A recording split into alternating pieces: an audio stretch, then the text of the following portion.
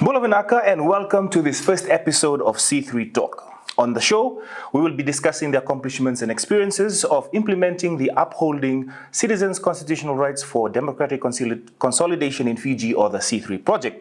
This project started in 2018 and is being funded by the European Union and jointly implemented by International IDEA, and who are the leading implementers, the implementing organization, and co-implementers Citizens Constitution Forum, Dialogue Fiji, Media Watch Group, and Pacific Center for Peace Building.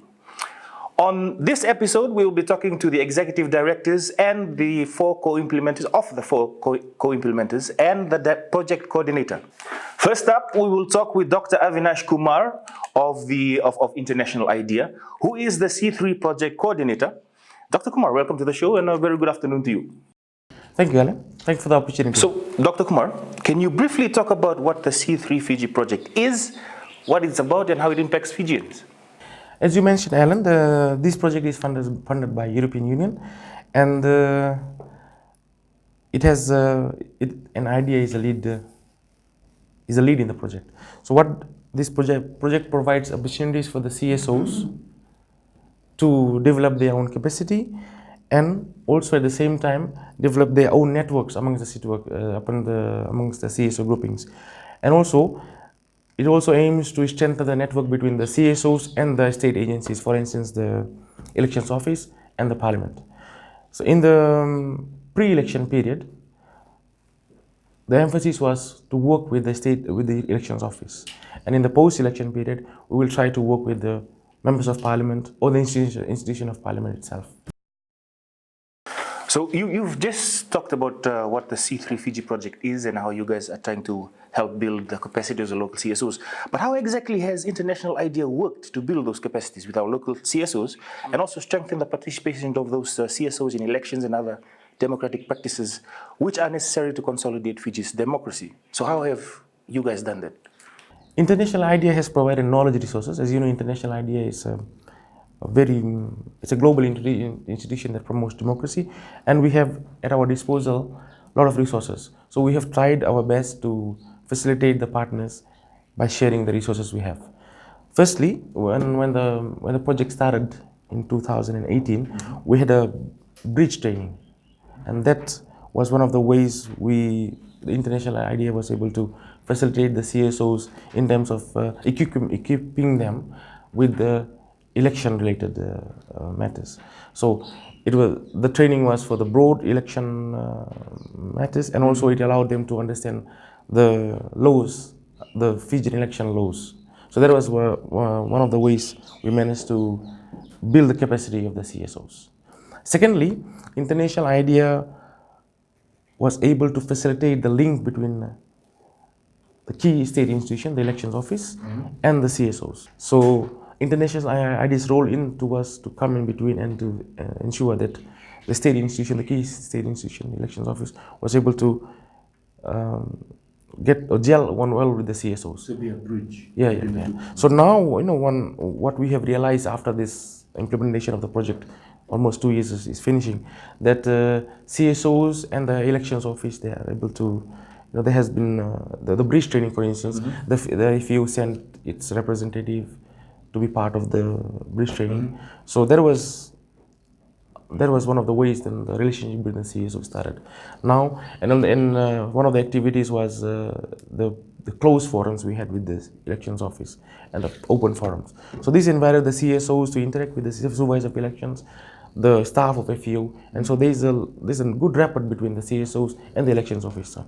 So International IDEA has been able to forge a good relationship between the state institution, which is the Elections Office, and the CSOs.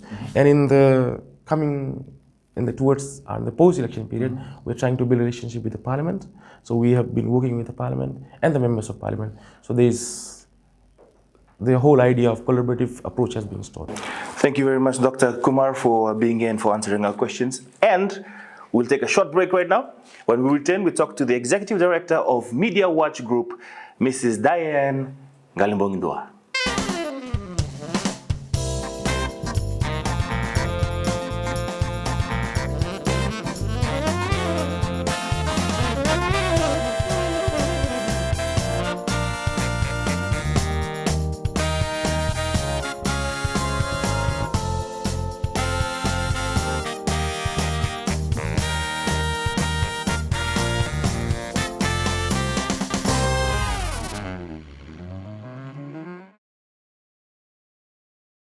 Welcome back to C3 Talk, and I'm here with the Executive Director for the Media Watch Group, and this is Diane Galimbongdo. How are you? Good, thank you. Thank you for taking the time to be here with us. Now, before we begin, as someone that has worked in the media, your organization gets a bad rap for being the people that listen and watch and like over our shoulder with a stick waiting to just get you. You know what I mean?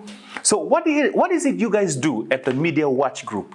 Vinaka, Ellen, I think there's just been a little bit of misperception of what our organization is really about. Media Watch Group is a non-governmental organization, so I won't take it too long and talk about our history, but I'll just say that our organization's main focus or vision is to ensure a media literate society.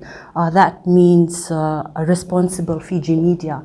And exactly how we do this, our approach on accomplishing this is through three thematic areas, which is media monitoring. We have aligned a group of experienced staff that monitor the media. What we do is just monitor what they broadcast, the outcomes of the media on a daily basis, ensuring that it has a positive influence, that it encourages good morale to the viewers, and then the time that it's been broadcasted, that it's how shall I say, that it's accustomed to the viewers, or the viewers that's viewing at the time. So the program, so that it's suited for the viewers that's for watching at that time. Okay. And the second thematic area is conducting media education, which we reach out to the communities, and we've got MEC clubs within the schools, within the communities, and they align whatever they do to a manual that we have put together. The manual helps them understand what the media is about. The manual helps them understand on how to put together press release, on how to interpret news. Yeah, it's a really impressive manual that our media education clubs that have been And this is in like school level? School level, of course. We have it at school level and we have it at community level. And our last thematic area is media awareness. With this media education ongoing, we also conduct media awareness. So they're aware of what the media is trying to go and who owns the media, the history of the media. So that's the misperception that most people who have worked in the media have, that the Media Watch Group is there like watching you like Big Brother, and if you see something wrong, they just jump on you. But you guys actually do like outreach programs and educate from school level about responsible media, which I find is very good. So, the Media Watch Group in our country, tell us about your activities and your experiences and successes with the implementation of the C3 project. Like what I mentioned earlier, with one of our thematic areas being media monitoring, throughout the life of this project, our organization under the C3 project had been monitoring media outcome, particularly with the two dailies, Fiji Times, Fiji Sun, and Fiji Village and Fiji Life. Now, when we were monitoring these media mediums, what we were trying to capture were certain topics surrounding 2018 elections and pre-elections. Other parts of our activities that we carried out under the C3 project were community education, and National Forum of Women in Politics. Now, if you really look at it, our organization learned a lot just trying to execute these activities and the bridge of relationship to key stakeholders. These were some successful outcomes for Media Watch groups with Fijian Election Office, with Fijian Electoral Commission. So I shall say some experience and success would also be leaving the community knowing that we have left them with a better understanding of their and knowing that civic there's rights. someone there that's looking out for their interests when it comes to the media. So you guys only do mainstream media. Is there any chance that the Media Watch Group also goes into social media as well as a monitoring group? Yes. Well, a part of this project, we were narrowed down to just those 4 media mediums. But as the whole organization, we took on the initiative of monitoring social media. The individual campaign parties, social page media, media pages, and individually the candidates. What they're posting, what they're saying. Yes. So if people were to come across, because I know right now there's a big thing on social media about something that happened on one of our radio stations in Fiji. So if they come across something like that, where do they report it to you, to your organization, or? Well, one thing to also be aware of that there are other commissions that's available, such as the Online Safety Commission, that's there to take in complaints if it directly affects them emotionally. But they're always welcome to come down to our office to talk about, because we're monitoring it also. But what better way to have the viewers come in and voice their opinion to on that and have us compile a report, because there are regulations that we have active in the country, such as the MIDA law.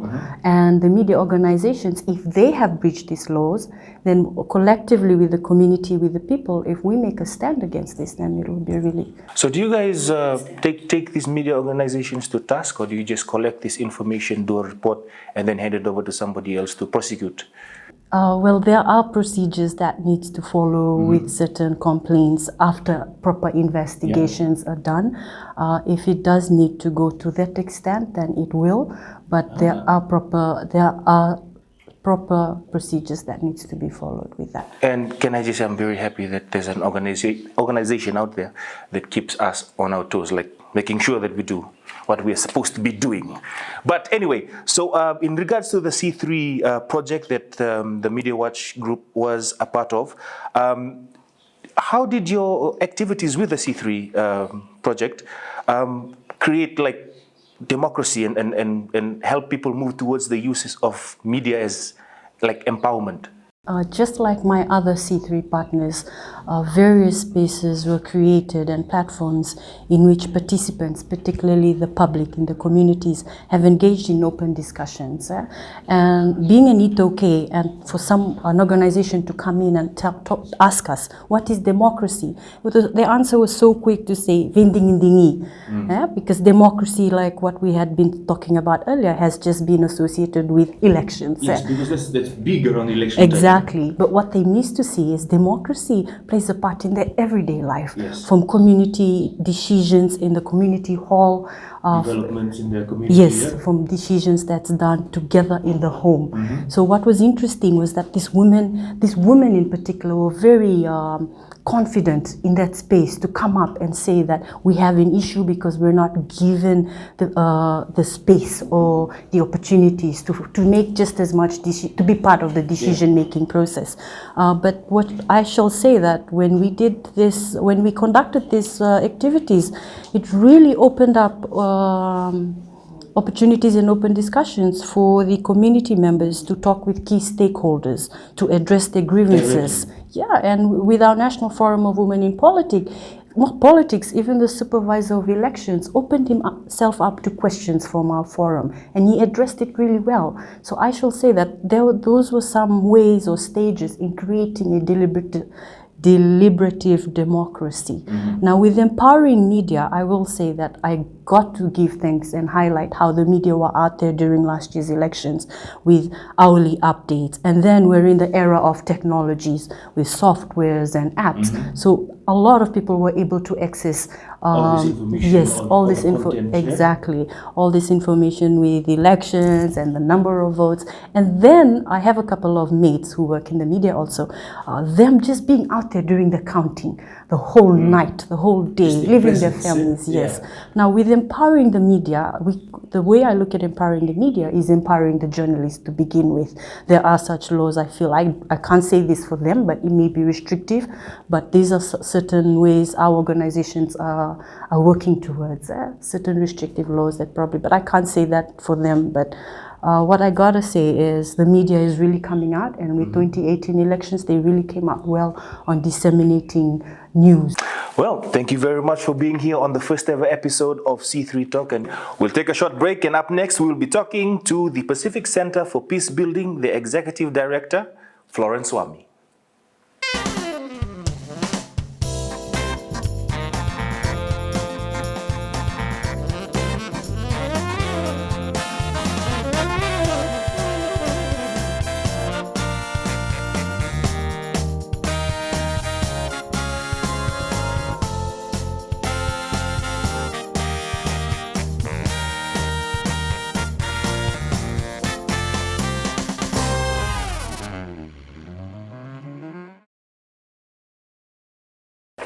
Welcome back to C3 Talk, and I'm here with the Executive Director for Pacific Center for Peace Building, Florence Swami. How are you? Very well, thanks. How are you this morning? Good, good. Now, before we go into the C3 project and the Pacific Center for Peace Building's role in it, for the ordinary citizen that's watching this, what do you guys do? Okay. So PCP is an NGO. We're based in Suva, in Fiji, but we have programs around the Pacific in 5 Melanesian countries. We work in the area of conflict analysis, conflict resolution and transformation. So the work is around promoting gender justice through inclusive decision-making, empowerment and participation of local communities. Our work involves quite a bit in terms of conflict needs assessments in communities and providing the relevant skills training on negotiation and mediation to empower people, to enable them to identify issues of concern to them, but also to help them to prioritize those and to articulate those in different spaces where they can get assistance to resolve any conflicts arising. Our work really is, in addition to that, also focused on creating awareness on how people may access services, in using democratic channels to process their needs in systems that are in place. And so it's basically supporting communities and different groups that may be marginalized or disenfranchised. They feel they're disenfranchised in providing the support for them to manage the issues that concern them. Yeah. Okay. That's amazing. So under the C3 project, can you tell us what the Pacific Center for Peace Building has done through this project, the C3 project? Yeah, so we've had a number of activities. There were activities that were carried out prior to last year's elections and some that are now ongoing in the post-election period. In the pre-election period, we engaged in quite a number of civic education work, and that was really talking to communities about the elections and the election processes. That was an important conversation to be had at community level because of the electoral systems that we're now using and what communities may have previously been used to. So it was talking about the new space that the different electoral systems held for communities. And in that context, we were also talking about voter rights, how and where they needed to go and exercise those rights. But also that phase gave us the opportunity to hear from the community also on what some of their concerns were in previous elections, and also what they wanted improved in the elections that were going to be held later in the year. So that provided us with a very good basis to have conversations with the Fiji Elections Office, for instance. We were able to give to them the concerns that were coming right from the community. And we were happy that the Elections Office was able to include or improve on some of the concerns that were coming up. So this fits in very well with PCP's work, is identifying the channels of communication for communities and encouraging them to utilize those channels. And once they know, they become more active citizens, demanding for their rights, but also holding people accountable. Yeah, which is one of the big things. Yeah, and so in addition to civic education, what we also did was education for rural communities on active citizenships, being more responsible citizens in this whole democratic process. So we focused on people with diverse interests, diverse ethnicities, diverse religious interests, and had conversations focusing on issues is regardless of your religious interest, beliefs, there are certain things that concern all of us. So how do we get to that point? How do we identify? So in peace building, we have certain tools that we used. So this was an opportunity for us to share those tools and to have people talk about things that were affecting them in their ordinary lives, in their everyday lives. And then having conversations about bringing it to a point that those issues were affecting everybody. It wasn't just about me. Yeah. And then how do we prioritize? And once we prioritize, how and who do we communicate to? So those were things we were doing at community level as well. What we are also going to be doing, and it's something that we're working on, is community level conversations with elected MPs. And again, that's about democratic accountability. And we hope that we can take members of both sides of the House to different communities and have, just conversations. Yeah. Let people tell them what they're really feeling, because policymakers are sitting at a different level, and they can share their concerns. And hopefully when policies are being crafted, these concerns can be taken into consideration so that when policies are implemented, they become more realistic and people can take ownership of that. So that's an activity we're working on. What we're currently doing, we've had one already in a community just outside of Nusori, but it's empowering disadvantaged and marginalized groups at local level, and then encouraging conversations with people in local government to see how those issues could be resolved.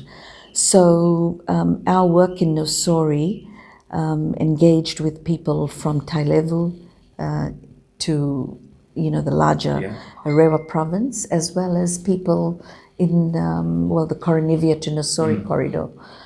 And so it was a 1.5 day engagement. What we did in the first day was just have a conversation using tools on what the issues are that different people faced. At the end of the day, we were able to hone it down to 2 issues that were really, really pressing at the time. And so one was education. The second was the rampant use of drugs and what's the other term for it?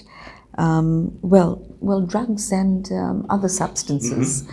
And so in our conversations with officials at local level, we were able to bring in people from the Ministry of Education, from the Ministry of Youth, and from the National Center for Substance Abuse. And so communities had direct conversations. They were able to learn about programs specific to those concerns. And in one case, for one community, they were actually able to draw an action plan that the Ministry for Youth would monitor in terms of how they're managing young people using, that had fallen victim to substance abuse. So that's the kind of change that we want to see, is people knowing the channels, knowing first what the issues are, framing those issues properly, knowing where and who to have those conversations with, but also knowing what kind of change they want to see. And at some stage also having an input in policy as well. Some of these things can happen immediately. For instance, the Ministry of Education providing opportunities for young people of that community to engage in their programs, and some will be longer term policy change conversations, for instance. It's amazing to hear how you guys have gone out to the community and have brought people together to voice their concerns and get some relief for them, some solutions. So if anyone is watching this right now, would like to get a hold of you or of people in your organization and to get you to come over to their community, is there a website you have or a social media page they can go to? Yeah, so our website's currently under redevelopment. The best place to find us right now is on our Facebook page. All right. Again, thank you so much for being in, for taking the time to explain to us how the C3 project has helped your organization and how you have in turn helped people in our country. Thank you. Coming up next, we will talk to the CEO of the Citizens Constitutional Forum, Lucretia Hussein. But for now, don't go anywhere.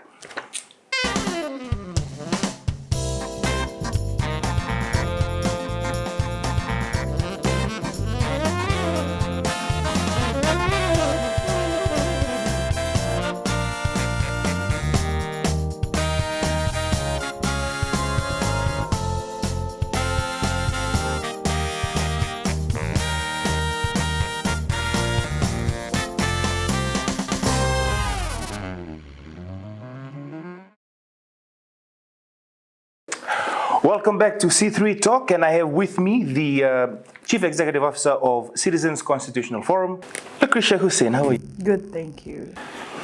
The CCF has been working in areas aimed at consolidation of democracy for many years now. Can you talk about how the C3 project furthers your work, the work of the CCF?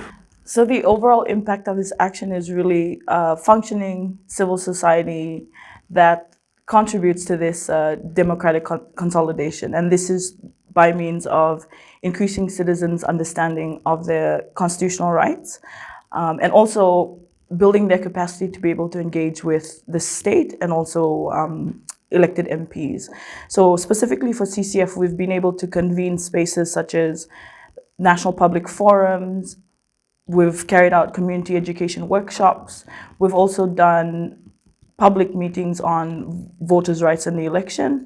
And so these are spaces where we have been able to inform citizens, but also build their capacity to engage in national public forums with the elected MPs or independent bodies. So this action has given us the capacity to convene spaces and also support citizens to be able to have them engage with the state. So in relation to the citizens' rights guaranteed by our current Fijian constitution, what do you believe are the major issues and flaws, and where should CSOs focus their advocacy on? So I wouldn't use the term major issue or flaws, but I guess gaps. I'll use gaps, the word gap. For us in our engagement with citizens, we've realized that a big gap is in information. So we would like communities to be able to engage with the state, but this engagement needs to be on an information-based engagement. So a lot of times when we're going to, for example, when we carry out our constitutional awareness workshops, we go into communities and the first question we ask them is, do you have a copy of the 2013 Fijian Constitution? The answer is yes or no. And then we ask them, for those that have copies, we've asked them, have you opened it? Have you read it? They simply say no. So they have that information there, but it's really being able to open the book and understand what's in it. So information is a really huge gap. Some communities don't have it in the vernacular. So in our efforts to increase awareness on the Bill of Rights in the 2013 Constitution, we've given out constitutional booklets in Hindi, Fijian, Itauke, and English. So the information is really the big gap here. CSO should really focus their advocacy on, for example, if they're going out to teach people about their constitutional rights, they should link these constitutional rights to the everyday life of community members. So yes, so like what we've done is there's a specific curriculum in our community education strategy where we come out and we talk about a human rights based approach to development. So it's looking at development from the human rights angle, making sure that human rights are realized through development. There's proper consultation, everyone's part of that process. So it's looking at small things like that, being able to link everyday life to the 2013 Constitution. So, before we let you go, and by the way, thank you so much for being on the first ever C3 Talk episode. If people wanted to know more about what the Citizens Constitutional Forum does, is there a place they can go to check out more information about your organization? We have a website. We also have a Facebook page, but we also welcome walk-in. So we have citizens walk by our office, come in and ask us, what do you guys do? What services do you provide? And those type of, unexpected visits are always welcome. We enjoy, sharing what we do with people. But we also like to, whenever we go out to the communities, we like to tell them, okay, if you have somebody that hasn't been exposed to this this type of workshop, please bring them along or share their names. We'll definitely bring them into the space. So. Thank you very much, Lucretia. Don't go anywhere, because up next we talk to the guys from Dialogue Fiji.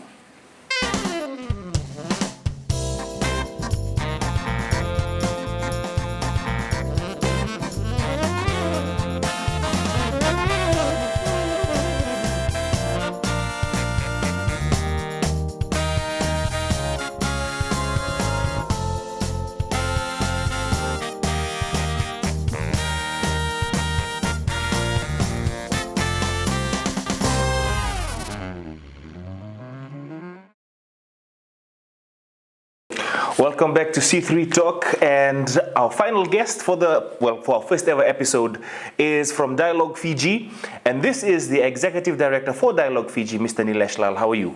I'm very good, Ellen. Thank you. Dialogue Fiji, it's an organization that tries to create this culture of dialogue for sustainable peace in Fiji. So how does C3, the C3 project, help you achieve that? How does it create spaces where people can come together and talk about sustainable peace and talk about engaging people, basically?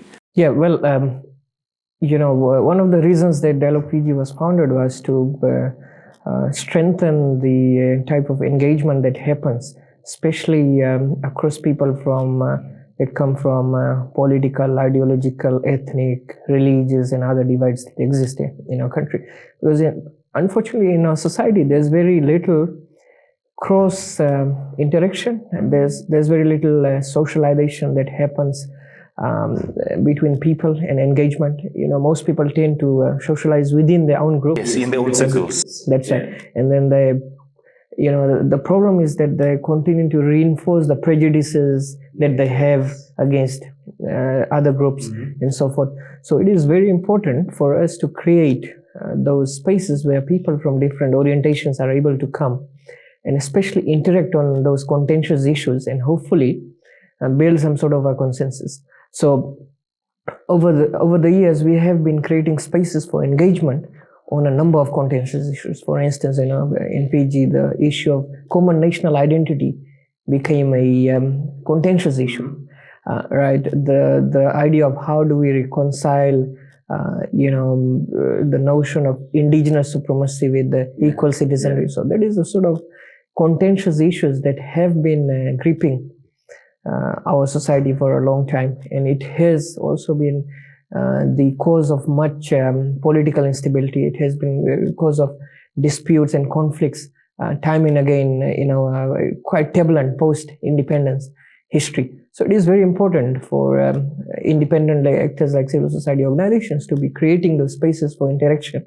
on some of these contentious issues. It's amazing that civil society organizations such as Dialogue Fiji has always strived to get these people together who normally would not socialize so that they can see things from each other's, because when that doesn't happen, it usually spills over towards social media, and most of us have experienced this. Some of the stuff they put on there is horrible. But anyway, so Dialogue Fiji, one of the biggest things that have happened, especially with the C3 project, and we've spoken to implementers, is that it's focused around election time, right? So you guys have also done a lot in terms of pre and post election, and especially when Fiji is only hosting its second elections under this new electoral system. So can you just tell us about how the C3 project has contributed to strengthening Fiji's electoral processes and their democratic outcomes, how C3 has helped with Dialogue Fiji? As you rightly pointed out, we've got a new electoral system, the proportional representation system, which was only introduced in the 2013 Constitution and subsequently the legislation, which was the 2014 Electoral Act. So there's a lot of misunderstanding about that electoral system. There's also a lot of misunderstanding, lack of understanding that people have about what are some of the electoral objectives that we have, particularly for a divided society like Fiji. What are some of the electoral outcomes which are desirable? So, and then, unfortunately, in our society, there's a great propensity for people to also resort to conspiracy theories and others when they don't really understand, any element of electoral system. Yeah, especially on social media, because on social media, you can hide behind that cloak of anonymity. You're not accountable to anyone, so you can continue to peddle what sort of information that you want to. So, given this type of situation, this is a potent mix for misinformation, the propagation of that, and subsequently, what we have in our country, the fact that there has been a new electoral system, there's also a lot of misinformation. So people do not really understand about various elements of our electoral system. So in such a context, it is all the more important for independent actors to also give their take on the electoral system, to educate people on what are some of the norms, what are some of the standards that apply globally, when it comes to elections. So, because on one hand, you have the state apparatus, we have the Fijian Elections Office, we have the ruling party, and then on the other hand, we have the political contestants, the opposition political parties. So obviously, what we've seen is that opposition political parties are out to discredit, and then the system, the processes, and then we have the election management body that is trying to defend the state, also the ruling party. So Conspiracies and runs with it. that's right. So it's all that's why it is so important for us to have some independent voices, some voices of moderation in all of it, to be able to give some independent analysis and be able to sort of inculcate greater trust in processes, because the level of confidence and trust that people have in electoral systems has a direct bearing on their acceptance of electoral outcomes and subsequently the legitimacy of the elected government, and that of course impinges on political stability. So for a society like ours, given our history, it is very important for us to inculcate that sort of public understanding. So from the recent elections that you in just the said, there was a drive towards getting people not only to trust the process of the elections, because when people trust it, there's a lot more turnout to voter places where they go and cast their vote. A lot of people will vote more. But I think in the recent elections we've had, there was a drive towards getting more people to come out and vote. And I think one of those reasons is because what you just said, the lack of trust from civilians, from people in the actual process of elections, which is why they're like, oh no, I don't trust it, it's rigged and all that. In fact, looking at the literature on elections and especially on voter turnout, there's evidence that there's a lot more voter apathy in context where there's lack of trust in the systems. So when we try to increase voter turnout, although I must point out that Fiji has got reasonably high levels of voter turnout. I think we did substantially better than the global average, which is around 65%. We had around 71 to 72% in the last election, despite the weather. But there is some degree of apathy, voter apathy, that we also experience in Fiji. So if we are able to increase confidence, voter confidence in the system, in the processes, that their votes are actually going to matter, then people are, of course, more likely to turn up and exercise their democratic right to vote. And democracy wins.